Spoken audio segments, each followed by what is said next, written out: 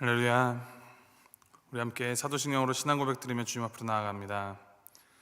전능하사 천지를 만드신 하나님 아버지를 내가 믿사오며 그 외아들 우리 주 예수 그리스도를 믿사오니 이는 성령으로 잉태하사 동정녀 마리아에게 나시고 본디오 빌라도에게 고난을 받으사 십자가에 못 박혀 죽으시고 장사한 지 사흘 만에 죽은 자 가운데서 다시 살아나시며 하늘에 오르사 전능하신 하나님 우편에 앉아 계시다가 죄로서 산 자와 죽은 자를 심판하러 오시리라.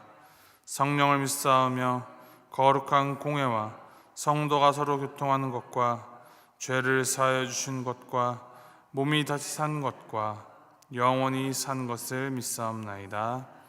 아멘. 찬송가 292장 함께 찬양합니다. 292장 주 없이 살 수 없네. 함께 찬양하시겠습니다.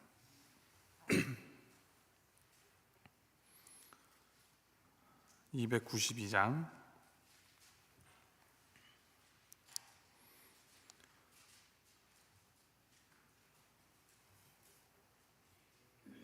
함께 찬양하시겠습니다.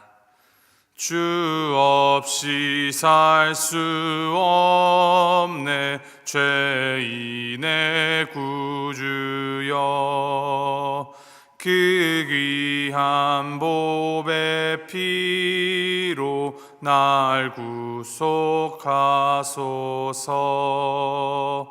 구주의 사랑으로 흘리신 보혈이 내 소망 나의 위로 내 영광 됩니다.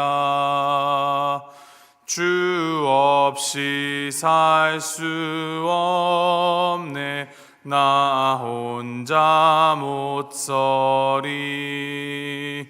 힘없고 부족하며 지혜도 없도다. 내 주는 나의 생명 또 나의 힘이라. 주님을 의지하여 지혜를 얻으리. 주 없이 살 수 없네 내 주는 아신다. 내 영의 깊은 간구 마음의 소원을 주밖에 나의 마음 네 알아주리요. 내 마음 위로하사 평온케 하시네. 주 없이 살 수 없네 세월이 흐르고 이 깊은 고독 속에 내 생명 끝나도 사나운 풍랑일 때 날 지켜주시니 내 곁에 계신 주님 늘 힘이 됩니다. 아멘. 하나님께서 우리에게 주신 말씀 열왕기하 15장 13절부터 26절까지 말씀입니다. 열왕기하 15장 13절에서부터 26절까지 말씀 우리 한 절씩 교독하시겠습니다. 열왕기하 15장 13절부터 26절까지 말씀. 13절 말씀 제가 먼저 읽습니다. 유다왕 우시야 제39년에 야베스의 아들 살룸이 사마리아에서 왕이 되어 한 달 동안 다스리니라.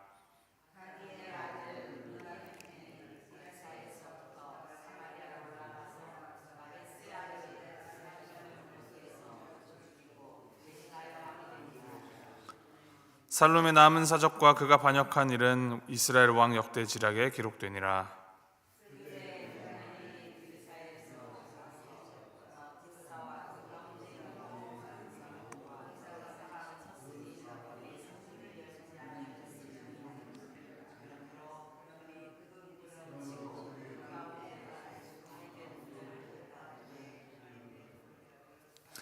유다 왕 아사랴 제39년에 가디의 아들 므나헴이 이스라엘 왕이 되어 사마리아에서 10년간 다스리며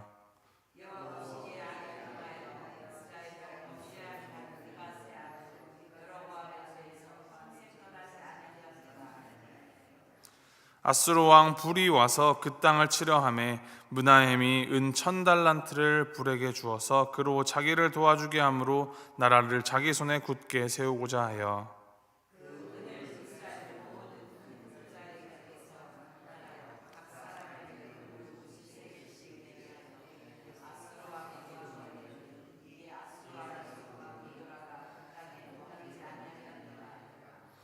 므나헴의 남은 사적과 그가 행한 모든 일은 이스라엘 왕 역대 지략에 기록되지 아니하였느냐.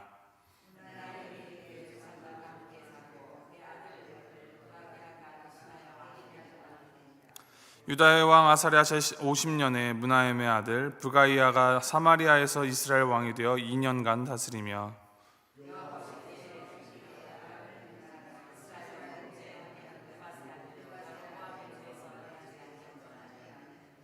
그 장관 르말랴의 아들 베가가 반역하여 사마리아 왕궁 호위소에서 왕과 아르곱과 아리엘을 죽이되 길르앗 사람 50명과 더불어 죽이고 대신하여 왕이 되었더라. 브가히아의 남은 사적과 그가 행한 모든 일은 이스라엘 왕 역대 지략에 기록되니라. 아멘. 이 오늘 말씀에서는 3명의 북이스라엘 왕에 대한 기록이 적혀 있습니다. 살룸, 므나헴, 그리고 므나헴의 아들 브가히아. 이렇게 3명의 왕에 대한 기록이 고작 14절에 기록되어 있는데 사실 그 내용을 보면은 더 암담합니다. 13절에 기록된 살룸은 이 스가랴 왕을 쳐 죽여 그를 반역하고 왕위를 탈취했습니다. 게다가 그는 그가 다스리게 될 백성들 앞에서 처참하게 이 스가랴 왕을 쳐 죽였습니다. 백성들은 6달 동안 자신을 통치하던 왕이 이 끔찍하게 죽임을 당하는 장면을 목격하고 말았습니다. 아마도 이로 인하여서 그들의 심리적 상황은 상당히 불안했을 것입니다. 아주 충격적인 방법으로 왕의 자리에 앉게 된 살룸은 애석하게도 북이스라엘 역사상 2번째로 짧은 통치 기간을 보낸 왕이 되었습니다. 그의 통치 기간은 고작 한 달이었습니다. 한 달 동안 제대로 된 통치가 얼마나 이루어졌겠습니까? 그는 왕좌에 앉자마자 반역을 당하고 말았습니다. 살룸이 왕으로 다스린 지 한 달 만에 므나헴이 또다시 반역을 일으켜 왕위를 찬탈합니다. 불의하게 왕을 죽이고 반역을 일으켰던 이 살룸을 심판하는 모양새이니 어쩌면 이 므나헴의 왕권 찬탈은 백성들에게 이 정의 구현과 새로운 희망을 보이는 그런 새로운 시작으로 보였을지도 모르겠습니다. 그렇지만 므나헴은 더 잔혹하고 더 악랄한 모습으로 등장합니다. 16절 말씀을 기록합니다. 그때 므나헴이 디르사에서 와서 딥사와 그 가운데 있는 모든 사람과 그 사방을 쳤으니 이는 그들이 성문을 열지 아니하였음이라. 그러므로 그들이 그곳을 치고 그 가운데 아이벤 분열을 갈랐더라. 므나헴이 이 딥사와 그곳의 모든 사람들을 쳤다라고 기록합니다. 그 이유가 므나헴에게 이 성문을 열지 않았기 때문이라고 합니다. 자신을 환영하지 않는다는 것이죠. 그렇게 자신의 이 존재감을, 자존감을 세우기 위하여서 아이벤 부녀, 임산부까지 서슴없이 죽이고 학살한 것입니다. 피로 얼룩진 그의 통치의 시작은 역시나 하나님 보시기에 악을 행하고 여로보암의 죄에서 평생토록 떠나지 아니하였다라고 기록합니다. 여기서 한 가지 흥미로운 표현이 나오는데 이 평생이라는 말입니다. 이 평생은 우리가 익히 잘 알고 있는 시편 23편 맨 마지막 6절에 나오는 그 표현과 대조해 본다면 그가 얼마나 완악했는지 느낄 수가 있습니다. 시편 23편의 저자 다윗은 소년 시절부터 왕의 자리에서까지도 하나님의 이 선하심과 인자하심을 그의 평생에 의지하였습니다.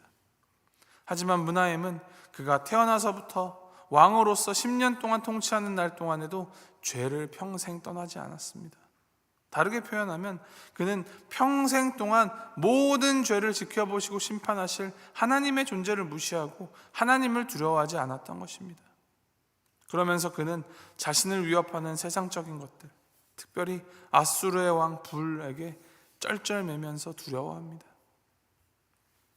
하나님께서는 아수르 왕 불을 통하여서 이 북이스라엘을 공격하게 하셨습니다. 이 전쟁은 죄를 회개하고 돌아오라는 하나님의 이제 경고장 같은 것입니다. 아수르가 공격해오자 므나임이 어떻게 이 문제를 해결합니까?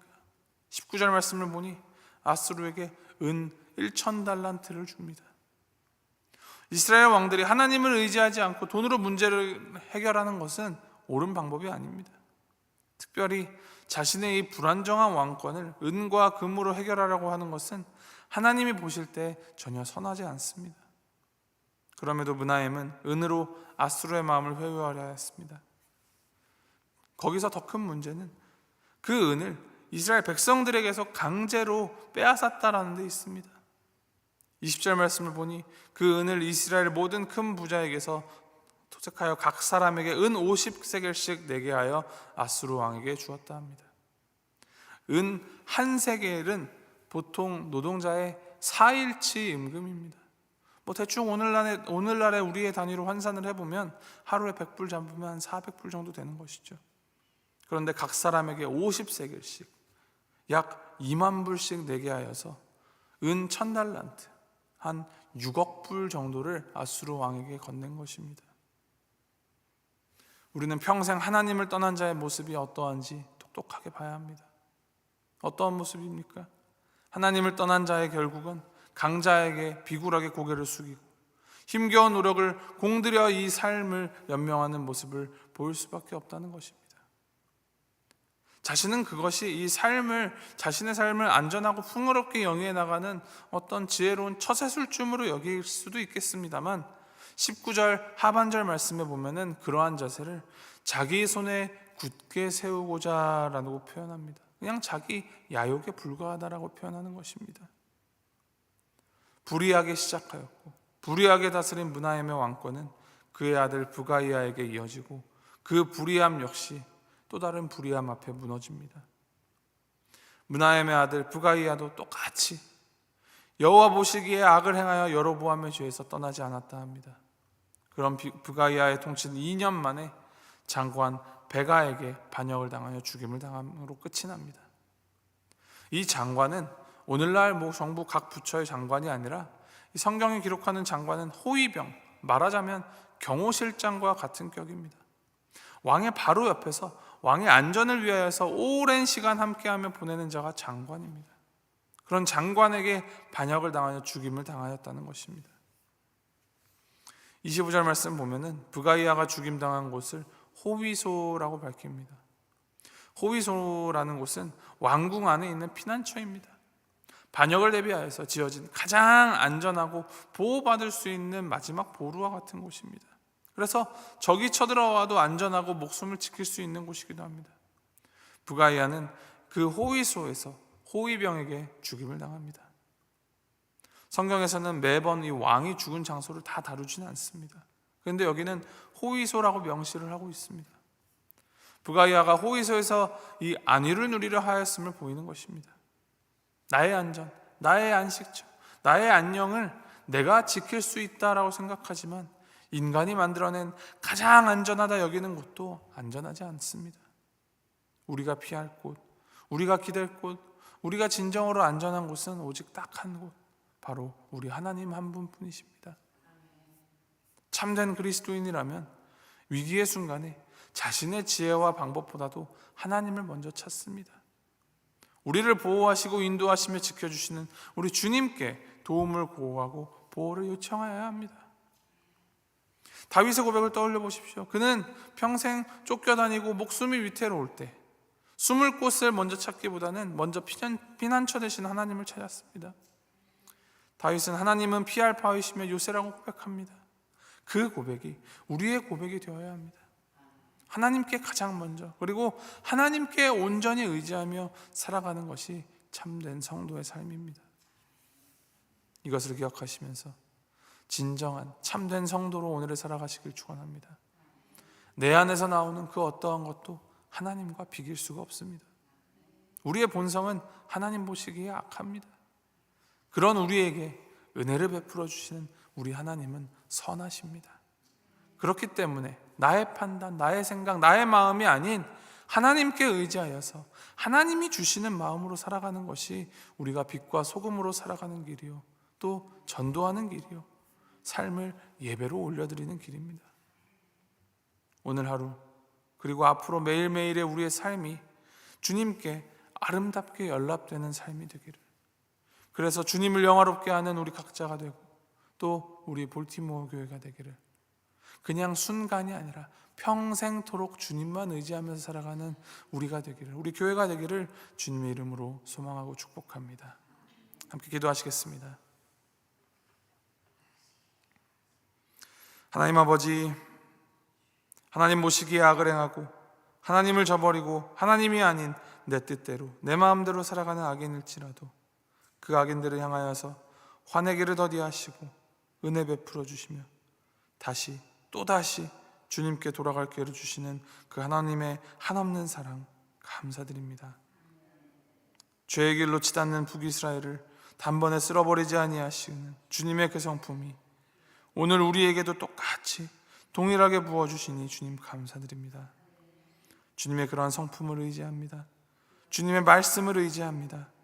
주님만 붙잡고 주님만 의지하며 주님의 마음에 합한 삶 살아가기를 힘쓰는 우리가 되게 하여 주시옵소서. 제 아무리 인간이 높다 한들 하나님 앞에 비길 수 있겠습니까? 주여, 우리의 작음을 알고 하나님의 크심을 알며 온전히 주님을 바라고 주님만 붙들고 주님만 따라가는 자들 되게 하여 주시옵소서. 감사드리며 이 모든 말씀 평생토록 그 선하심 우리에게 부어주시는 우리 주 예수 그리스도의 이름으로 기도합니다. 아멘. 하늘에 계신 우리 아버지여, 이름이 거룩히 여김을 받으시오며 나라의 마옵시며 뜻이 하늘에서 이룬 것 같이 땅에서도 이루어지이다. 오늘날 우리에게 일용할 양식을 주옵시고 우리가 우리에게 죄 지은 자를 사하여 준 것 같이 우리의 죄를 사하여 주옵시고 우리를 시험에 들게 하지 마옵시고 다만 악에서 구하옵소서. 대개 나라와 권세와 영광이 아버지께 영원히 있사옵나이다.